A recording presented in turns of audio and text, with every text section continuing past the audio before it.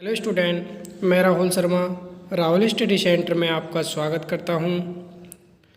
आपका टॉपिक चल रहा था अर्थशास्त्र। मैंने आपको अर्थशास्त्र के बारे में बताया था, अर्थशास्त्र क्या होता है।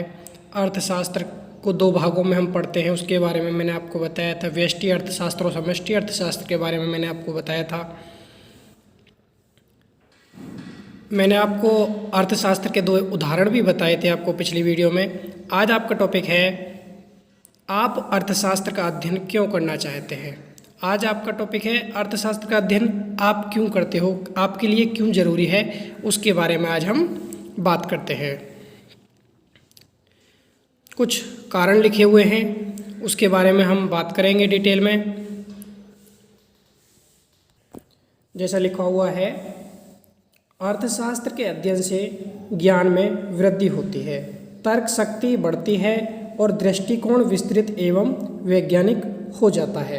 अर्थशास्त्र, अब किसी चीज़ के बारे में आप जानना चाहते हो तो उससे सीधी सी बात है, ज्ञान में तो वृद्धि होगी। और जो तर्क शक्ति है, आपको कितना व्यय करना है, क्योंकि मैंने परिभाषा बताई थी आपको, सीमित संसाधनों से असीमित इच्छाओं को पूरा करना होता है।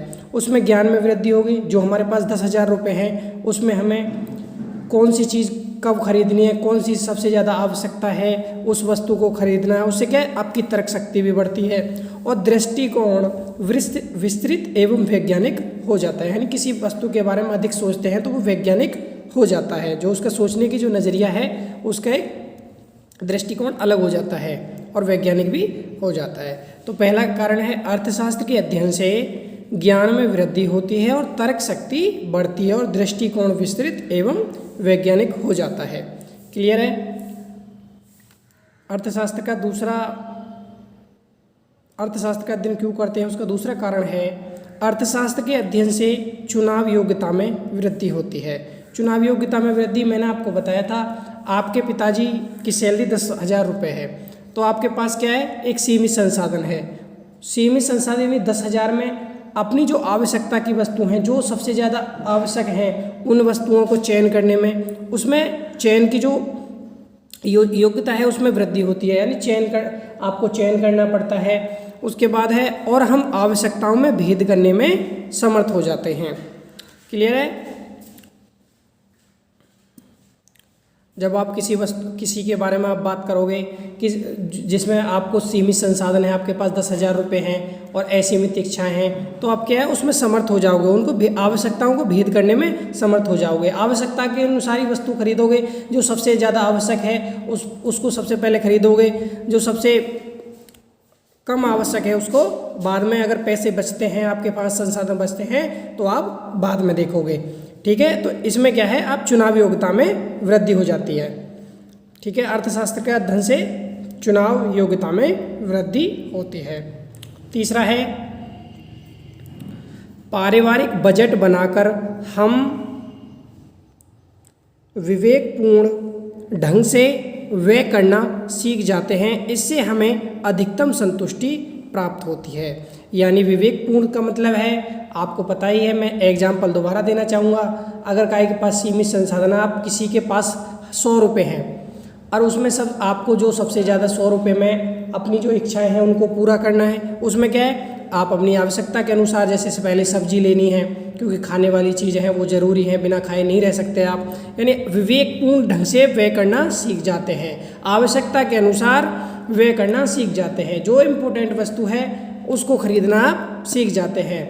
व्यर्थ पैसा खर्च करना बंद हो जाता है। इससे हमें अधिकतम संतुष्टि भी प्राप्त होती है। अगर आप जो संसाधन आपके पास है उनको आप सीमित रूप से प्रयोग करोगे तो उतनी ही आपको संतुष्टि भी प्राप्त होगी। नेक्स्ट पढ़ते हैं, न्यूनतम लागत पर अधिकतम उत्पादन कैसे किया जाए, इसको ज्ञान हमें अर्थशास्त्र के अध्ययन से प्राप्त होता है। यानी जो न्यूनतम लागत पर अधिकतम उत्पादन हो, ऐसे सभी व्यवसायी चाहते हैं कि हमारा पैसा तो कम लगे लेकिन अधिकतम उत्पादन या अधिकतम लाभ हो। अधिकतम उत्पादन न्यूनतम लागत पर कैसे किया जाए, वो सब हमें कौन बताता है, अर्थशास्त्री हमें इस चीज़ के बारे में बताता है, क्योंकि अर्थशास्त्र की परिभाषा ही ऐसी है, सीमित संसाधनों से असीमित इच्छाओं को पूरा किया जाता है। उसी प्रकार न्यूनतम लागत पर अधिकतम उत्पादन कैसे किया जाए, इसका ज्ञान अर्थशास्त्र के अध्ययन से ही हमें प्राप्त होता है। क्लियर है? नेक्स्ट कारण पढ़ते हैं, अर्थशास्त्र का अध्ययन क्यों करना चाहते हैं, उसका नेक्स्ट है, अर्थशास्त्र के अध्ययन से हमें जन कल्याण हेतु चलाई जा रही विभिन्न परियोजनाओं का ज्ञान होता है। मैंने जो जन कल्याण हेतु कुछ योजनाएं चलाई जाती हैं, परियोजनाएं चलाई जाती हैं, उनका ज्ञान कहाँ से पता चलता है हमें? अर्थशास्त्र के माध्यम से ही हमें इसके बारे में पता चलता है। क्लियर है? 6 पॉइंट है, अर्थशास्त्र के अध्ययन से हमारी कार्यक्षमता में वृद्धि हो जाती है। कार्यक्षमता का मतलब है हमें इसमें ये पता चलता है, क्योंकि हमको इसमें न्यूनतम लागत पर अधिकतम उत्पादन कैसे करना है उसके बारे में जानकारी मिलती है, या अपने ज्ञान में इसमें वृद्धि होती है, तर्क शक्ति बढ़ जाती है, दृष्टिकोण किसी भी उसके में वैज्ञानिक हो जाता है, किसी बारे में सोचना अधिक हो जाता है, उसके सोचने का जो ढंग है वो विवेकपूर्ण हो जाता है। उससे क्या है, हमारी जो कार्य क्षमता है उसमें भी वृद्धि हो जाती है। क्लियर है? तो एक बार हम इसकी जो मैंने आपको बताए हैं 5 पॉइंट कराए हैं, इसको आप नोट डाउन भी कर लोगे अपनी कॉपी में। एक बार हमको इनको रिवाइज करते हैं रीडिंग के तौर पे। आप अर्थशास्त्र का अध्ययन क्यों करना चाहते हैं? हम अर्थशास्त्र का अध्ययन निम्नलिखित कारणों से करना चाहते हैं। अर्थशास्त्र के अध्ययन से ज्ञान में वृद्धि होती है, तर्क शक्ति बढ़ती है और दृष्टिकोण विस्तृत एवं वैज्ञानिक हो जाता है। तो ये क्या है? अर्थशास्त्र का अध्ययन का पहला कारण होता है। उसके बाद है, अर्थशास्त्र के अध्ययन से चुनाव योग्यता में वृद्धि होती है और हम आवश्यकताओं में भेद करने में समर्थ हो जाते हैं। यानी कौन सी वस्तु खरीदनी है, चुनाव के बारे में मैंने आपको बता दिया है। ठीक है, नेक्स्ट पढ़ते हैं, पारिवारिक बजट बनाकर हम विवेकपूर्ण ढंग से व्यय करना सीख जाते हैं, इससे हमें अधिकतम संतुष्टि भी प्राप्त होती है। उसके बाद है, न्यूनतम लागत पर अधिकतम उत्पादन कैसे किया जाए, इसका ज्ञान हमें अर्थशास्त्र के अध्ययन से ही प्राप्त होता है। ठीक है, 4 पॉइंट मैंने करा दिए। उसके बाद नेक्स्ट है,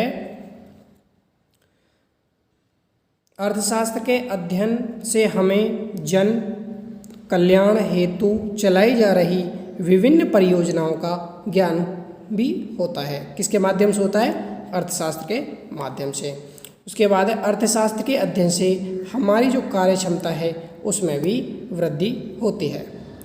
तो आज मैंने आपको अर्थशास्त्र का अध्ययन क्यों करना चाहते हैं उसके बारे में आपको बताया है। एक बार मैं जो पिछली वीडियो के जो एग्जाम्पल हैं उनकी भी रीडिंग आपको करा देता हूँ। तो मैंने आपको पिछली वीडियो में ये बताया था, आपकी आवश्यकताएं असीमित हैं तथा उनकी पूर्ति करने के लिए आपके पास संसाधन सीमित हैं।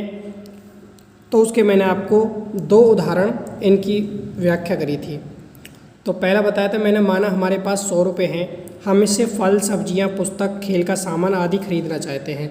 ये एग्जाम्पल यहाँ पे भी ले सकते हैं, आप अर्थशास्त्र का अध्ययन क्यों करना चाहते हैं। तो इससे भी आप समझते हो, माना हमारे पास 100 रुपये हैं, हम इससे फल, सब्जियां, पुस्तक, खेल का सामान आदि खरीदना चाहते हैं, सिनेमा भी देखना चाहते हैं। क्या ऐसा हम कर सकते हैं? नहीं, क्योंकि हमारे पास साधन सीमित हैं, अर्थात 100 रुपये हैं। अतः हमें इन आवश्यकताओं को वरीयता के क्रम में रखकर सर्वाधिक आवश्यक उन वस्तुओं को खरीद पाएंगे जिनका मूल्य 100 तक हो।